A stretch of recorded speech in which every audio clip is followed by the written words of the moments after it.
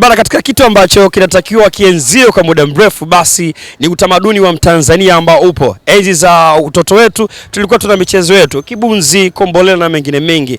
Katika mtu ambaye anatakiwa atunzwe na afichwe kwa gharama kubwa zaidi basi ni mkurugenzi wa Fair Brothers ndugu Nasoro Makau, ambao yeye katika kuona kwamba utamaduni wa Mtanzania wa michezo tofauti tofauti ambayo ilitukuza sisi inaendelea kuwepo, vizazi na vizazi iendelee kurithi na pamoja na kuweza kuikuta, basi ni mchezo wa rede. Kwa kuliona hilo akaamua kuanzisha mashindano ya rede, msimu wa kwanza, wa pili, wa tatu, hatimaye misimu 10 mfululizo ya kufanya mashindano haya ya rede competition. Na hapa leo ndio kilele chetu ambacho tunakifanya. Kombe lipo uwanjani, litagombaniwa kati ya timu mbili, Upendo dhidi ya So. Hapa wataminyana kuhakikisha kwamba ni nani ambaye ni mbabe wa rede kwa mkoa huu hapa Tanga, eneo la Tanga mjini.